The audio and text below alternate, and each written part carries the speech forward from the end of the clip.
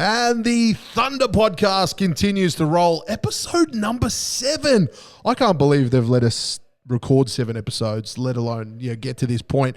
However, Landon was our number 1 requested episode. So I've talked to people about the potty and I've said, who you want on there? Everyone said Landon. However, I think that this will be the most popular podcast because Nick Banon is the most known man in the club. The junior kids love him. Everyone, he's loved. He's loved all around the place, and it's probably rightly so because he's always bloody here. So welcome to the podcast, Nick Banon. Yeah, thanks, Todd. Thanks for having me. That's it's a lot of big words to live up to.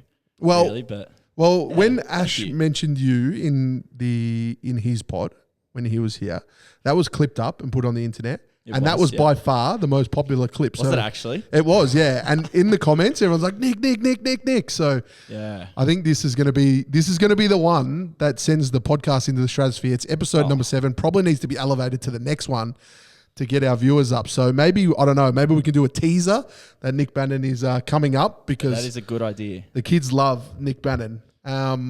However, Nick, we have a question that we ask all of our guests at the start of the pod. Yeah. And that question is, what is your greatest sporting achievement that's not basketball? Because we know how good of a basketballer you are. Oh. What is your greatest sporting achievement, not basketball? Some of the answers we've had have been great. You want to know? Lara McSpadden, Iron Woman. That is very impressive. Yep. Also did some hurdling and that kind of stuff. Ash Arnott, 2-time best and fairest footballer. No. Under 14s, under 16s. Oh. Like elite. Only played 2 seasons too. Only played 2 seasons. Elite footy player. Elite footy player. Daniel Foster. Yeah. Went around in a round of golf, shot par. I believe that. And hardly plays golf. He reckons he hardly plays. He seems like a guy's just good at all sports. And it's annoying, isn't it? Athlete. Oh, 100% he is. He tells everyone too. Yeah, so that's just some of the answers that we've had.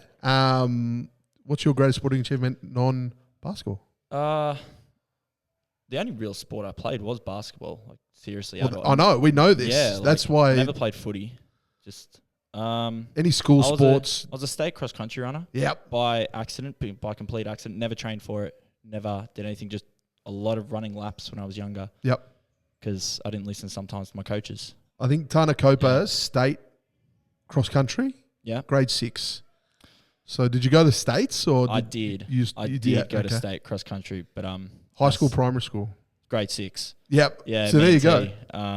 Asthma got the best of me that day. It was 8 degrees and didn't go so well. Oh, so you made states, but then the state run wasn't good. Yeah. If I ran my time in regionals, I was top 10 in the state. Oh wow. Okay. Yeah, but wasn't meant to be that day. Were you always this tall? Like obviously you've grown since then, but according to your peers, were you a taller kid or were you? Nah. So actually, like fun fact, when I was growing up, like I played point guard. Yep. My whole time, my juniors, and I was always the kid. It's just like, he's just not going to grow. Like, both my parents aren't 6 foot. Yeah. Like, your dad's not short though.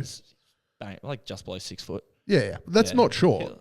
He'll tell people he's 6 foot. But and your mum's not short either for a woman. She's not short. I was just like, I was never expected to be 6'4", 6'5". Like it wasn't on the cards. So, but I've heard somewhere that someone in your family is really tall though. Is it an uncle or cousin or something? Because all you Banon boys are huge.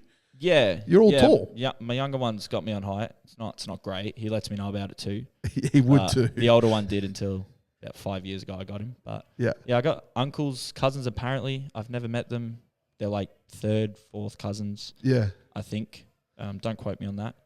But I remember your dad telling me there's someone in your family that is big, and it probably is. Not that I know of, but I go around and it's me and Cam, my little brother, were the biggest two everywhere. So, yeah, and there you go. I don't know. And the answer, number 42, he's not short either. Oh, the answer.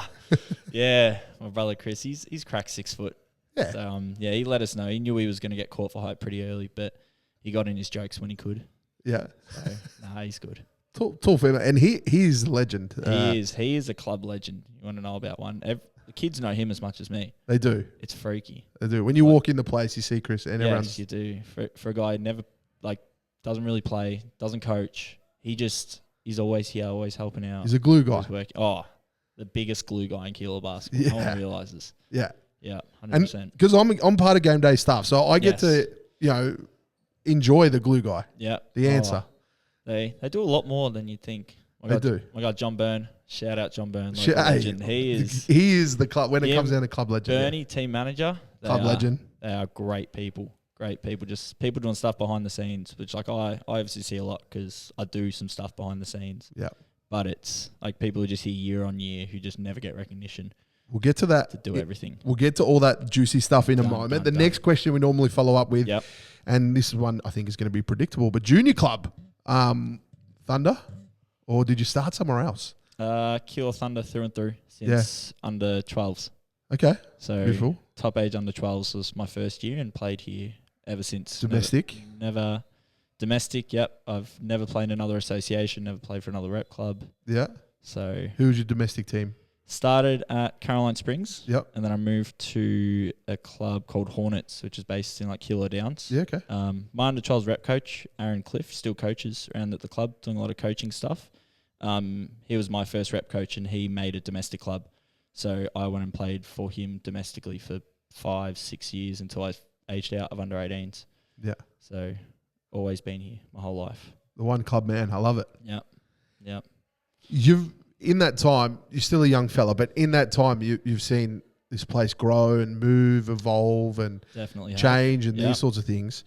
What has that been like? Because especially in recent history, is just getting stronger and stronger. Oh, I mean, you look at it like I don't know exactly, but you know, when I was just first coming up, like 14, 16, you know, I'd come to the big V games on the weekend, and you know, we're playing like Youth 1, Div 1, Div 2, like that sort of stuff. And then, you know, when I first got my opportunities, like we're in champ, you know, and that was such an awesome thing for the club in general. Then, you know, year after I started playing, we get promoted to NBL 1. And it's just something that, like, when I was growing up, like, we just didn't have. It was just, you know, I was here before they even had the new 3 courts built. Yeah. That's when I started here, and we, you know, had 1 or 2 VC teams some years. And now it's, you know, every juniors ones team we're in VC. Most of us anyway. And then I think the second highest club this year. Last year, equal highest. Yep. And this year, second highest with the junior clubs in VC. Yeah, no, it's really awesome to with see. With all due respect to Keilor and the association, I played at Broadmeadows and Craigieburn growing up. I don't like you, Todd. And we used to think we go to Keilor. It's going to be an easy win. It's an easy dub. Oh, yep. We'll come here. We'll clean up.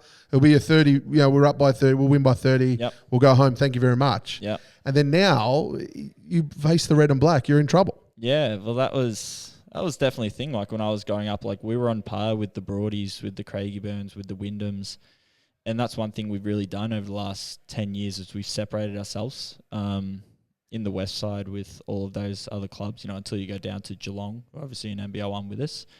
But yeah, like you look at it like, you know, we come try out home every year. It comes, you know, Big V, NBL 1, and it's the top guys from all those clubs are all trying to come here, which is a really awesome thing because it just feels like we're going from strength to strength, which is, you know, it's just awesome for us. And that reflection is not a cocky reflection at all. That's just how it is. The reality of it. Yeah, but the reason why I go down that path and I ask you that is because now you're involved at a higher level from your coaching juniors, your programs and that kind of stuff. Yeah.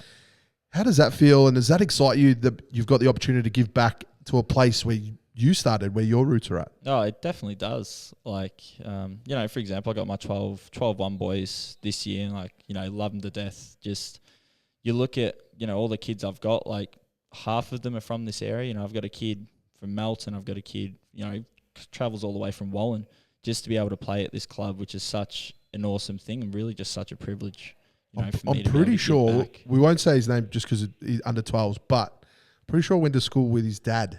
So his dad and I were, okay, at school together. If it is the right kid, I'm pretty sure it is. He's a good, really good player. Yeah, probably would be. Yeah.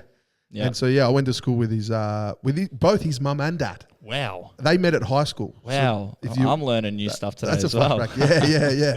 That's a flashback. So shout out to them. They'll know who they are when they listen because they're going to listen to the Coaches Pod. We'll keep their identity clean, but yeah, unbelievable stuff. And but on that, like, that must feel really cool. I know we touched on that, but that making an impact, that's got to really get you up in the morning and get you here bright and early. It does. Like, you know, obviously, you know, like I spend a lot of time here and a lot of the time, like, you know, it is volunteer stuff, that isn't paying a whole lot at all. The coaching stuff, like it's just something that I do for the joy of it. As soon as I finished playing, I was straight into coaching, head coaching, assistant coaching. I'm assistant coaching an 18s team this year as well. So I'm doing 2 VJBL teams.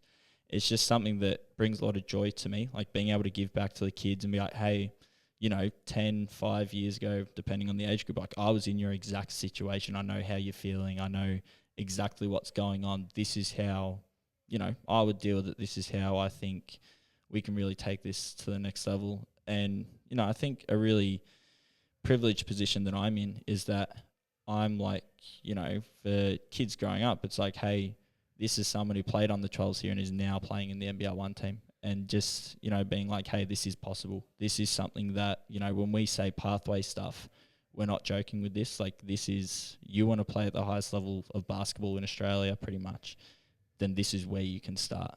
And that's just a really awesome position to be in for all those young kids. Let's take stock for a second. Under 12 one's senior coach. Yeah. 18's assistant coach. 18-1's assistant coach. Well, now, what else do you do here? There's a lot. Okay.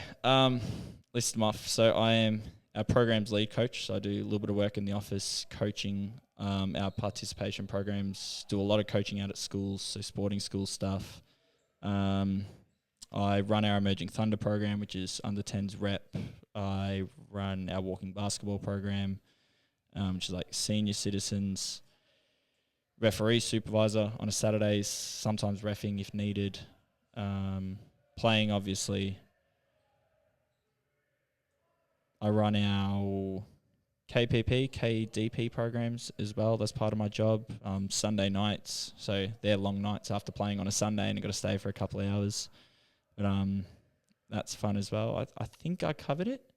And then just here and there, pitching in when I need to with whatever else needs to be done. Wow. Ultimate club man. Yeah, I'm here a lot. Now, but it's good. Now, Nick, I'm only new to the club. Been here for 4 years doing commentary. I only get to see the elite, the top level. Yeah. Don't have much involvement with much of the other stuff. However, the Banon DNA is deep at Keilor. Let's talk about that from a family perspective and how much pride does that give you, your family putting in, and what's that like being a part of a family that dedicates so much time to a club? Because let's start with your mum, who's so selfless, she's an amazing human, selfless, wants to do everything, and at times probably extends herself so much that it gets to the point where it's like we could have a rest. That is true. Basically, talk about that. Like, what's that like? She's just so awesome, and like she knows this is what I think of her. But a lot of people, like even like they say they understand what she does, they just don't. Yeah. Like, she is there every single game day when she doesn't really have to be. She will help venue supervise. I've even had her help coach in some of our junior programs just because I really need someone, and she's like, yeah, I'll do it. Hey, your mum's emceed games. She MCs games, like she does literally everything just to make this place run. Yeah. And like, I see all the good parts of it, the bad parts of it, the hard parts of it, and she just keeps going. And like, it's something that I really admire from her is that she just keeps going and she figures out a way. Yeah. Even when, I've been there and it's just like, I don't know how we're going to do this. And then we get to, the Sunday and it's like, we did it. I don't know how we did it, but we did it. And, a lot of that just will and determination that she has is something that I really admire about her. And I really wish that I'm trying to be like her. I don't know if I can. I don't think I can, but trying to. And then your dad's also involved as well. He's chipping in. He works as well, but then he's always bringing down a scaffolding or putting something away. Or he's got a full-time job. He's never actually worked for the club in any capacity at all, but he is always here helping out. Game days specifically, setting up, packing up, doing the grandstand. Always comes to all my games, which is something I'm really grateful for as well, is that I've got a lot of support from my family, from both my parents, even my brothers. Obviously, they work, but even some away games, I'll drive down to, the Franksons, the Dandenongs, just to come down and watch the games. So, like he's never worked for the club, but he always does something. He's always there. When it's just like, hey, we need something done, he'll go get it done. Yeah. That must be really cool. you touched on it with your mum, but both your parents as a role model, like yeah, community is greater, you know, like greater for people like that. Yes. And that must give you a great sense of pride. Oh, I get compliments about it all the time. Like, not that my parents know about it, but it's like, you know, I'll just be watching an NBL 1 game, you know, waiting for my game to start, the women's game. And, like, I'll just get families that I know just come up to me and be like, hey, like, do you realize how much your parents do? I'm like, yeah. Like, you know, they're there, they're supporting the club. They're there 2 hours before the game. They'll stay an hour and a half after the games. Like, they're there for 6 hours, 8 hours on some weekends. They've got their own full-time jobs as well, you know. And it's just a lot of people, I think, are like starting to realize as well just how much they're doing and how much they help out. And it's just such an awesome thing. Like, when they come up to me and they're like, hey, like, your parents are doing an amazing job, and we see that as well. And like, that's a really proud thing for me as well. And then your brother's also involved as well. Yeah. Coaching and playing and reffing and technical officials. Yeah. And both brothers. My older brother just does I suppose just does venue supervising, but he is all over game days. He works a lot, again, just at the club. He's, you know, some Saturdays he is pulling 14, 15 hours in a day. He starts at 7:30 and he finishes real late. And he just does it because, like, he also loves the place. Like, you know, this is my older brother. He doesn't, you know, he plays on a Monday night in E2 grade. I think they're up to now. They've moved up. So I'll see in the off season if I play with them. Yeah, I believe you've rolled through. Maybe a couple times. But yeah, both my brothers playing that, so that's a really cool thing I get to do is play with them now. But yeah, he just does venue supervising, but does a lot more again than people realize. And then my younger brother Cam, he's one I'm really proud of. He does a lot of coaching stuff for me, going out to sporting schools. Coach our walking basketball program sometimes. He does a lot of venue supervising. He was doing stats with the TOC stuff last year. I don't think he's doing that anymore with his venue supervising, but he was quite good at that.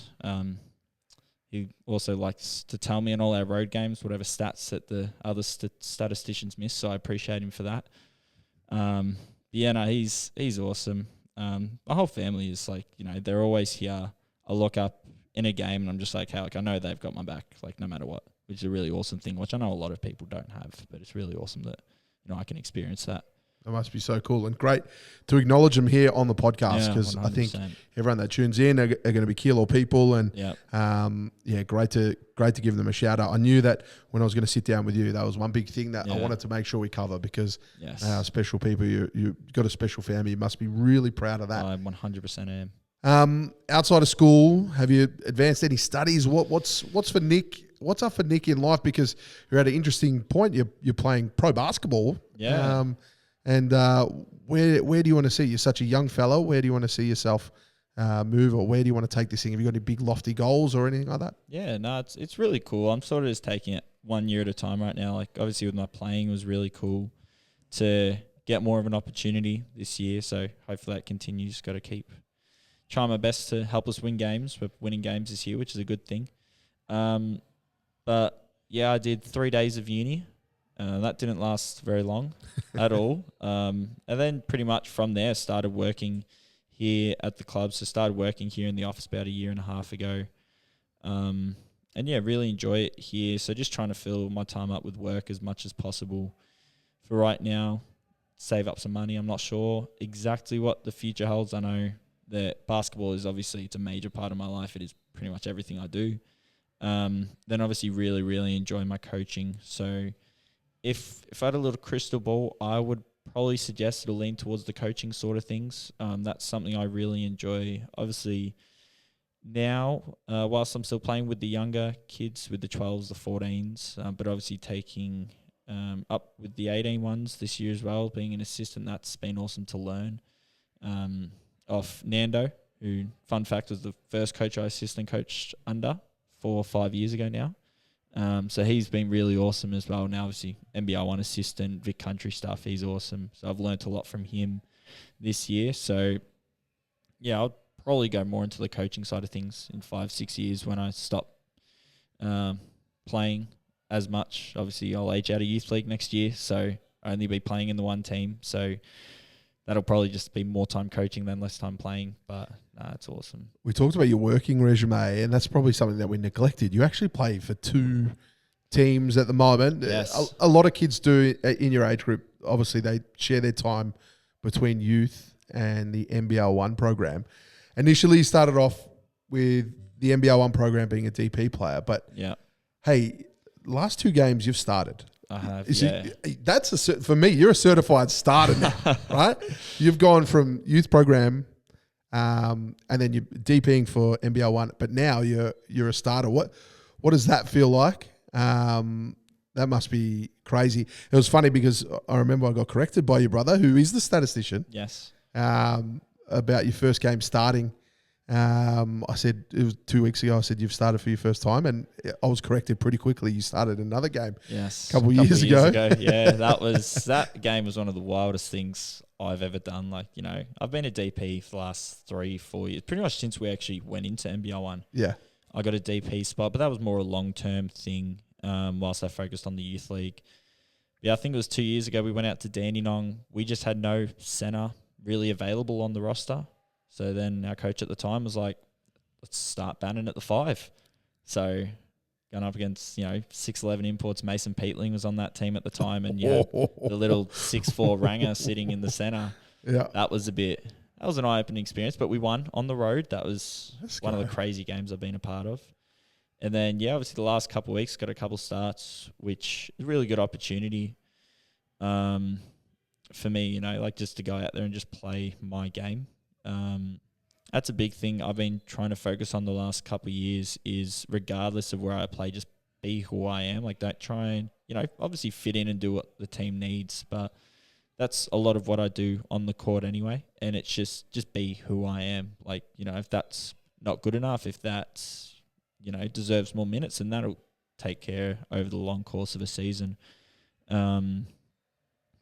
Obviously, I've played youth league now for 6 years since I came out of 18s, taking more of a senior role in that over the last couple of years. That's been really good. Even played our first final series last year, so I played my first final as a seniors player last year, which was awesome.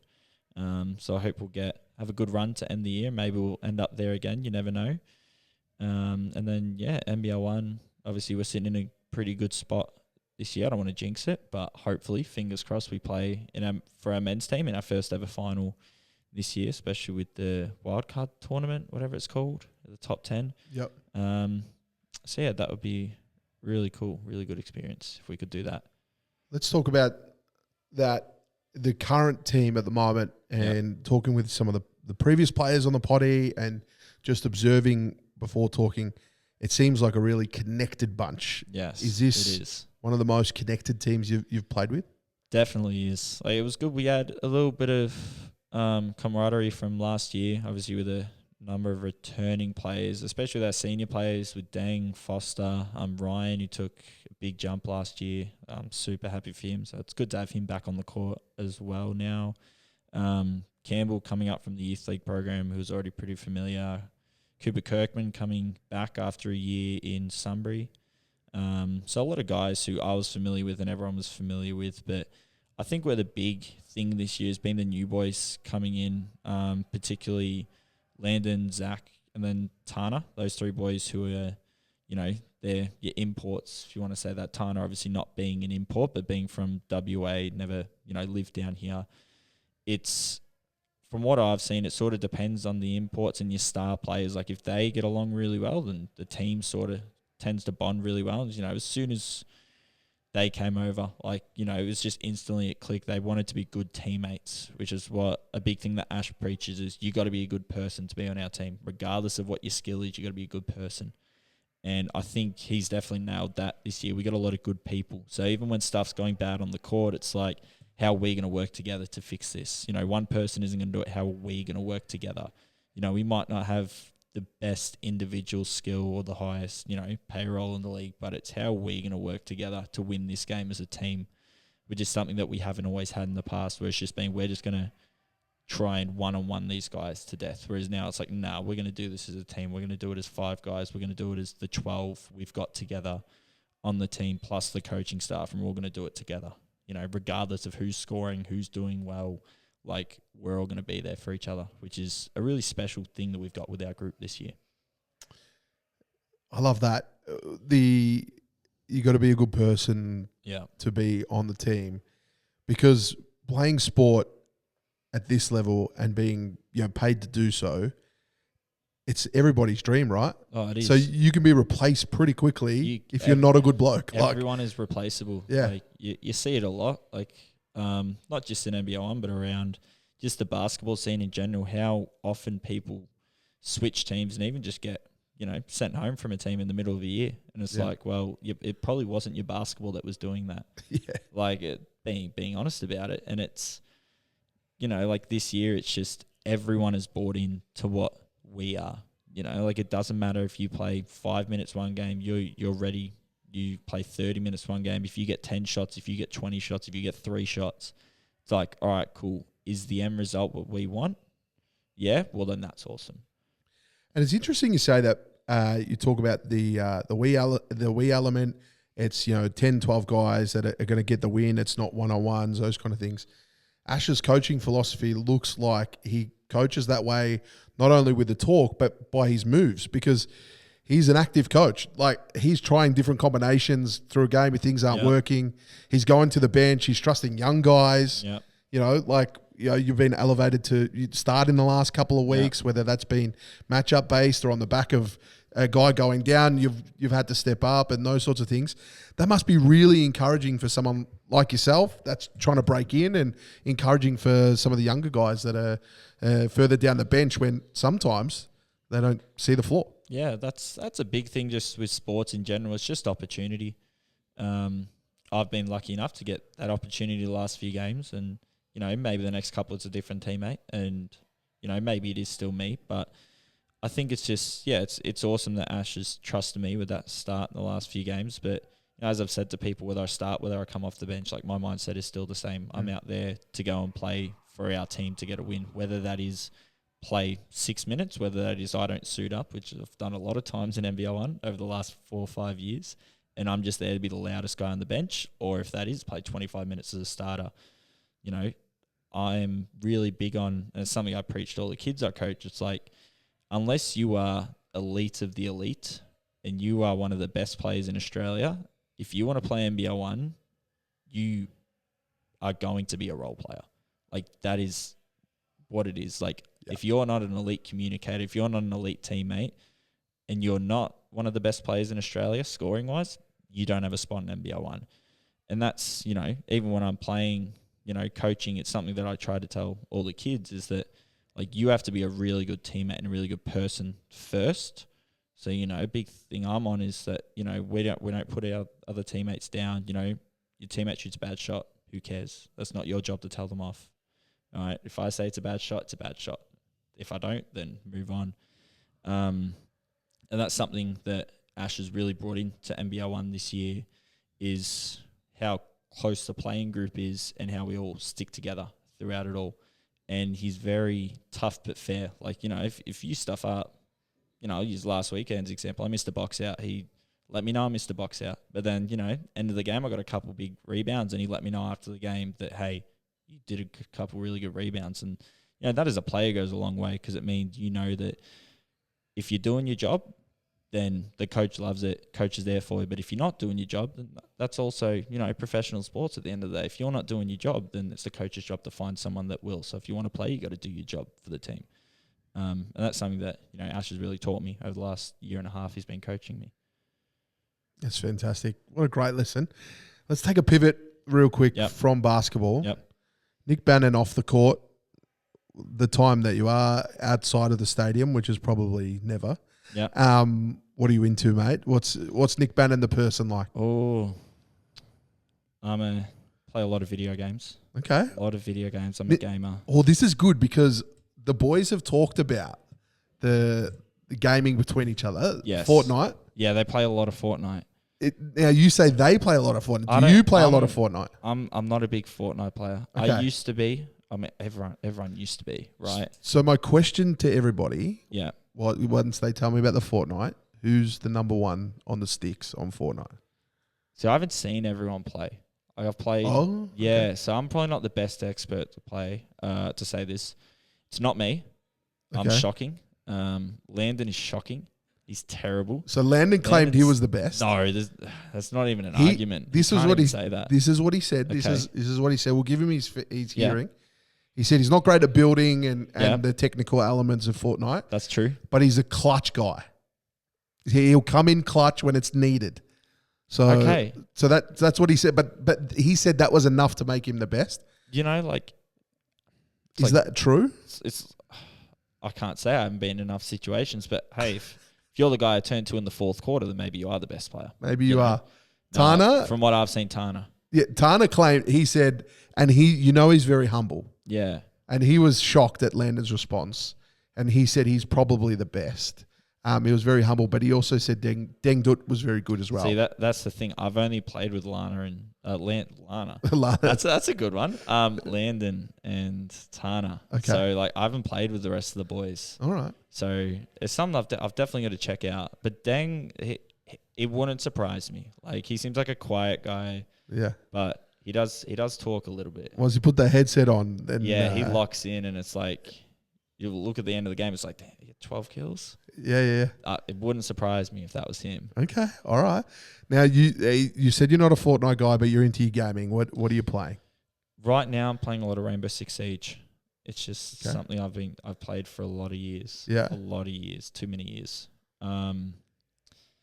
Sports, any sport game. Like so you're a sport. Yeah, that's now you're talking my language. Yeah, I have found it's what quite funny is athletes and gaming. They do cross over quite a lot. Oh, big time they do. And it's because of the gratification. It's the same monster, right? Yeah. The hours that you put in, you get the 100%. Output, those sorts of things. And if your brain is wired that way, you love both. No, when I was younger, I was like a serious NBA 2K and FIFA. I'm a 2K FIFA guy, yeah.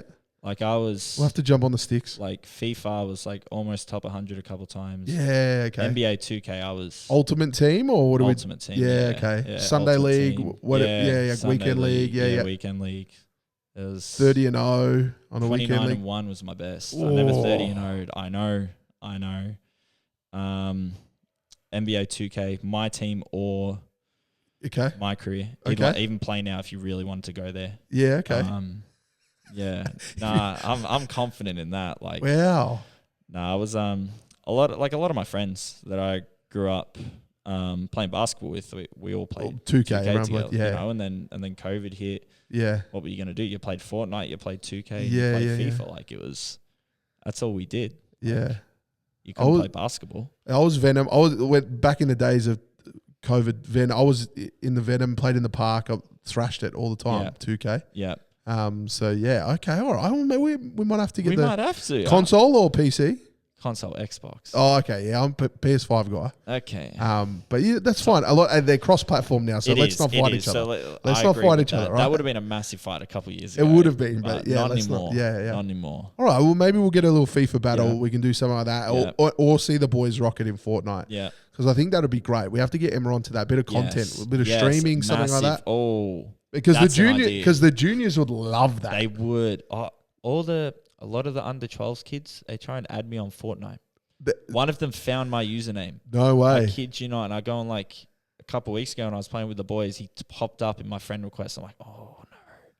It's a boundary you don't want to cross, This isn't good. Yeah, that's it. Because you're telling them you've got to do extras at night, and then they're just going to see your username online all the time. Yeah, pretty much. And it's like, hey, you got to shoot your 100 shots. And it's like, well, you played Fortnite for 6 hours. I'm like, oh. And? All right, I love it. Gamers Chat with Nick Banon. The boys are heavily into their gaming. I like it. Yeah. I like it. I like it a lot. So anything else outside of gaming? What else is Nick doing? Honestly, not much right now. Basketball, gaming, working, just a lot of working. And then trying to hit the gym more. It sort of works, it sort of doesn't work. You're looking a little swole there, mate. I've been a lot more consistent, just a lot of injury prevention for those who know me. That's another fun one. I've a lot of injuries. Well, talk us through your injury list. I've seen a nasty one. Well, you went down in the game seniors nasty. Ones haven't even been bad. Yeah, okay, all right. I'm talking like I broke my foot 3 separate times when I was a junior. I broke it a 4th time when I was playing a couple years ago. I tore the tendon in my first metatarsal, which is like, your big toe, that side of the foot. Tore the tendon in that in pre-season.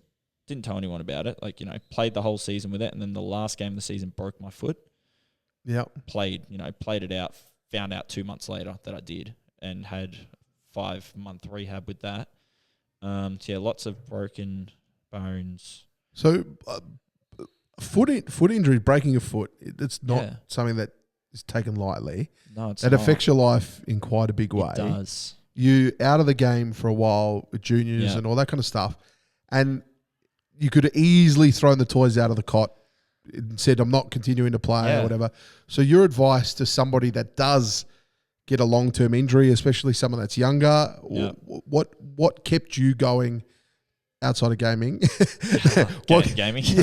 What kept you going, obviously, in those dark moments when you're out of the game, and because it can get quite frustrating if you're not playing. It definitely can. One big thing I did, which all the parents are like this, I focused on my schooling because my parents made me. But no, I was quite talented at school just naturally. So that was a big thing. I did just focus on the other parts of my life, and if I broke my finger twice, I snapped it in half once the day before a VC final, which we then lost on a buzzer beater 3. That was a good 24 hours, and then had surgery on it, and then that was a whole thing. But if I broke my finger, that doesn't mean my right hand doesn't work now. Like I got 6 weeks before I can use my left hand. I can still use my right hand. Like if I broke my foot a couple of times in moon boots for 2 months.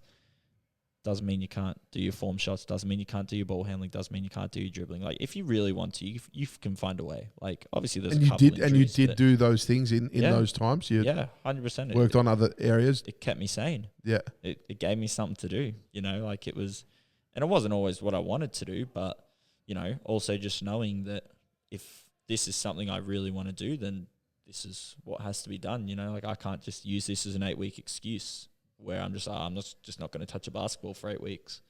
Those under 16s, that under 16s year where I snapped my finger, and I'm Jared Crow coaching, and he'll definitely tell you that I was one of the most injury prone players. He still jokes about it to this day. I broke my foot, like in our 2nd, 3rd week of the season, and missed pretty much the whole season, played like 2 or 3 games, and then snapped my finger. And I broke my finger earlier in that year, so I literally played like 3 games that whole year. Didn't get to try out, didn't do anything. And it was just like, like you can't, if it's something you really want to do, then you can't throw the toys out the cot. You just gotta, as you said, you just gotta find a way. There's always a way. Like, unless your legs have been cut off, you can play in wheelchairs. Even then, you gotta find a way. Like, if you really want to play basketball, there is a way to play basketball. Like for 99.99% of people. And like there's always someone in a worse position than you. Like we had one of the 18s boys the other week, like broke his leg. So he's out for a long time. And like so I've been chatting with him a little bit just about, like you just do what you can. If it's something you really enjoy, then just do what you can. And know that sometimes it's going to be difficult, sometimes it won't be as difficult, but there are always people around you who are willing to help you out, willing to support you. It's always there. In those times and moments where you're still going to games on Friday nights and getting around your teammates, getting to training, doing all that kind of stuff, would you encourage that if you're long-term injured? Yeah, 100%. Like every training, every game, because like, especially for me from the coaching side of things, like if you see a player, they're out for 2-3 months, but they're at every training, they're coming to every game, they're still supporting the team and say, hey, this is someone who's committed to this stuff. So even though they're not playing, it's like they still want to be here. And then it's a lot of people who get injured say this, that you actually see the game a lot differently when you're not playing, and it's like that thing that coach has been yelling about you, yelling at you for 4 months. And then you see someone else do it, you're like, oh, this is what I do? Like, hold on, maybe I'm actually not as good as I thought I was. Yeah. And it's like you see it a lot differently than when you're, you're playing, or, if you're on the bench, you're tired, you're not focused completely. But when you're not playing, when you get older, when you start coaching, like, you see everything a lot differently, and then that can actually help you from a player's perspective. I know when I started coaching, it definitely helped me playing-wise, just understanding little nuances of the game, which I just didn't have a clue about when I was younger. It's fantastic insight from a guy who's done it. You've spent a lot of time on the sidelines, and if you are listening to this and you are long-term injured, get amongst it, find something to do. Yeah. And if you do, hopefully not, but if you do stumble across an injury in the future, crossed, follow this guide as well. Yeah. That's fantastic insight, Nick. We talked a little bit about future you and coaching it and all that kind of stuff. But if you were the GM of this club and you had a magic wand, where would you love to see the Keilor Thunder be in its entirety in the next 5-10 years? Might have to watch what I say here. The general manager is like my boss, so yeah. Well, you're not taking over his job, but if you could do whatever you could do, wouldn't want to. He does a lot of work. What would be the vision for the club? He's a gun too. He is, Jackson. He's awesome. I think for the club, it's keep pushing forward with our juniors program. Like, last couple of years we've got a couple classics. VC in the boys, which has been really awesome, some titles there. So keep pushing that in your junior space, pushing kids into state teams, national teams. That would be awesome. Growing our programs, like, the Aussie Hoops, the little kids. Brad, who recently took that role over, has been doing an awesome job with that. I think we're up over like 200 Aussie Hoops kids this term, which is so awesome. I think just, growing, getting as many people into the club and playing basketball as possible. Like, junior domestic, I'm around it all the time on a Saturday. Senior domestic, where just there are people here all the time. And, it's so awesome to see that everyone can enjoy this sport in a variety of ways and however they want to enjoy the sport. Like, whether that's the walking basketball people now, the senior citizens, just everyone getting a chance to play basketball and just growing that as much as you can. But then also focusing on all right, if these kids want to do this, they want to play NBL 1, well then what's the best way to get them to play NBL 1? Which I think we're doing a really good job of, so we just got to keep pushing onwards. And even not at that level, like if there's kids that play just domestic on a Saturday and you're out with your mates, you're running around, you're sweating, you're healthy, all that kind of stuff. It's actually the most biggest glory days of your life. Like, it really is. I look back on my time, playing domestic basketball and rep basketball, and that was some of the best moments ever. 7 kids piled into a car, traveling to Ringwood. Yeah. When you shouldn't have that many in the car, But you do what you got to do to play. Yeah. And I see it a lot going out to a lot of schools today, and I was out at a couple primary schools today, and it's like, hands up who plays basketball, and it's like, 30% of kids will put their hand up, like, who's never touched a basketball in their life, and we still got like 10-15% of kids who've never touched a basketball before. Yeah, wow. And I'm like, they haven't even got the opportunity to see if maybe this is something that they want to do. Because you never know, you go to a primary school and there's a 6-foot 5th grader, then I would love them to play basketball, that's for sure. Chris Anstey tells a beautiful story about almost exactly that. He was a tennis player, didn't play basketball at all, big, tall kid, of course. He was playing D-grade competition here. Yes, he was. And somebody saw him and said, hey, you want to come out to Nuttawading and try out with us, train with us? He went there. He was intimidated by that and then changed clubs. But you're exactly right in terms of what you say. Yeah. I do need to meet Chris Anstey. I haven't met him yet. Yeah, we're lucky to meet him at a business event for the Thunder. And that's where he told that story. And it was almost frustrating that he started here.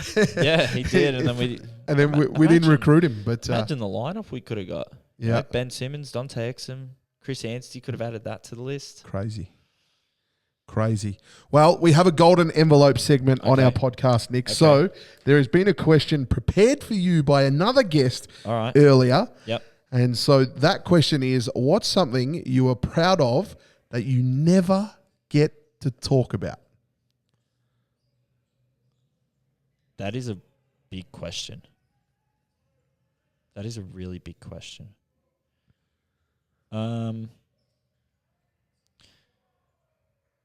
honestly, the one thing that I'm proudest of is when I see the impact that I'm making on the kids in this place.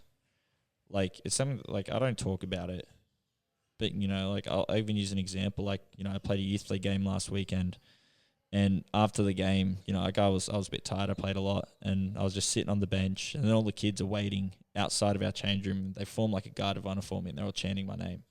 And I'm like, these are kids, like, I don't coach their team. Like, these are kids who I just coach, you know, a couple Sundays for rep trainings, like, who I've just known for a couple of years because they've been within our programs and stuff. And it's like, the fact that, like, they look up to me like that, it's like, that's such an awesome and privileged position. And then, you know, the parents come along and they're like, hey, like, you really make an impact in my kid's life. Like, thank you for that. Like, that's something that really, like, I am proud of.